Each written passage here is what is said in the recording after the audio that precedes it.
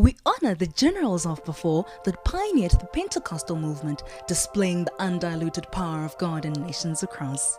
My prayer is that God may restore His power in the church. My prayer is that we may all arise to believe God and believe the Word.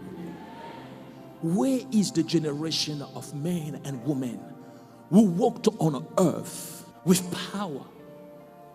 I am not even talking about those who are reported in the volume of the scriptures. I'm talking about men and women like T.L. Osborne. This man who believed God. The way the Westerners believe and the Easterners believe are often different. If you will ask a Westerner who is God, you will be impressed. He will tell you names you do not know, and he probably does not have a clue. He is Jehovah Ra. He is Chikenu. He is El Elyon. He is Mekadikishen. He is Almighty. That's a Westerner. But if you go to the Easterners and you say, who is God? They'll tell you is the bread of life. They are practical. They want the tangible. Who is God? Is the living water. Is my shepherd. Spare me the Hebrew. Spare me the Greek. I want to know him as the one who feeds me. He's my bread of life. He's the living water. He's the lily of my valley. He's my bright morning star. And Osborne, T.L. Osborne, when he went to India to minister, he came with big words. Nobody listened. He spoke his theological knowledge. From morning till evening, he had no impact.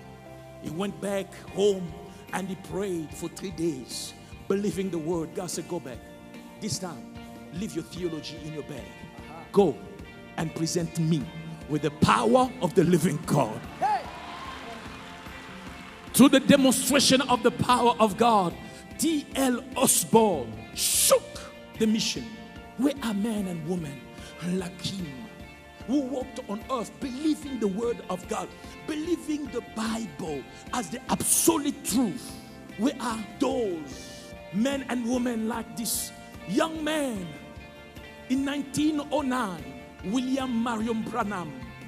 He was known as a faith healer. He went places demonstrating the raw, undiluted power of God. His secret was one: his faith on the word of God. Where are those of the like of John G. Lake?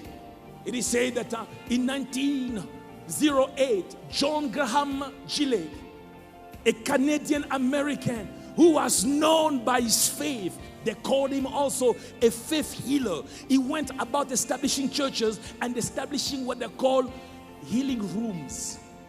Today we have a healing bay. It did not start now. He had healing rooms all over. And in 1908, he came to South Africa. The enemy stood against him. 6 months of arrival in South Africa for the mission. It is said that John G. Lake lost his wife. The wife died of a stroke. You the healer. You heal people. Your wife falling dead. But he was undeterred. John G. Lake went on and established the AFM, Apostolic Faith Mission. With the power of God, he had healing rooms all across Johannesburg, all across the country. That's why today I call on everyone from the Apostolic Faith Mission, every man and every woman of the AFM, do not turn your back on the legacy of John G. Lake. John G. Lake has been accused. There were so many allegations against his ministry. They say he staged his miracles. They say he had planted people to be healed, just like we see today. The same old trick of the enemy, discrediting the virtue of God. But it was undeterred. Today, the AFM church is all over the continent, because somebody decided, I will go. In 5 years, he shook the nation. He could have not done that with theology. He could have only done that through the power of the living God.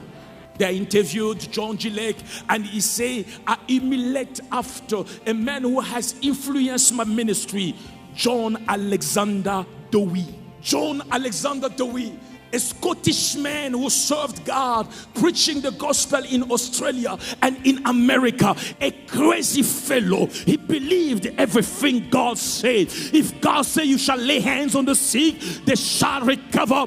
John Alexander Dowie did just that. He laid hands on the sick and they recovered. Where are those men and women of the like of John Alexander Dowie, who gave birth to John G. Lake?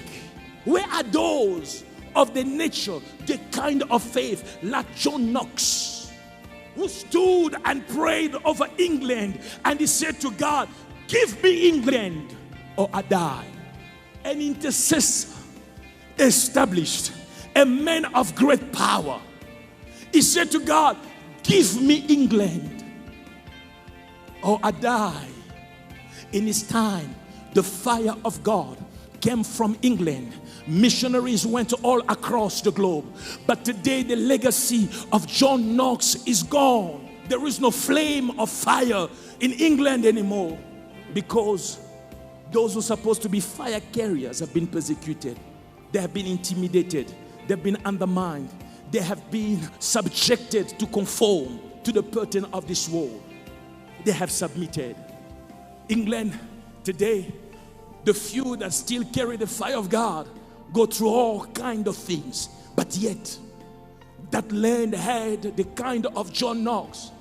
The Queen of Scotland said, I fear the prayers of John Knox more than all the armies of England.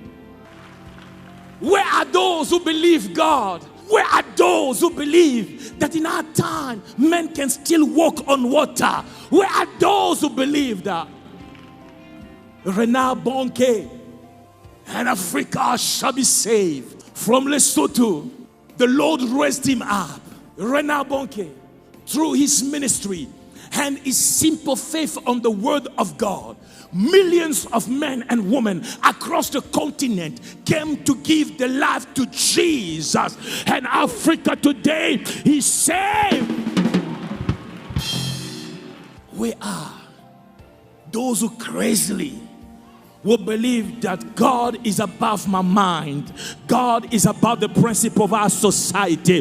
What I do not understand does not signal that God is not in it, because God is God. He's elevated above the circle of the earth. He has all things in his hand. They called his name the Shiloh. He is the Paraclete. Where are those of the like of Benson Idahosa, who today is a father to the Pentecostal movement in the continent? He believed God. He believed the word of God. If God says it, that was all he believed. There used to be a man in the central part of Africa, the Democratic Republic of Congo, Aidin Abal. Where are those of the likes of Aidin Abal?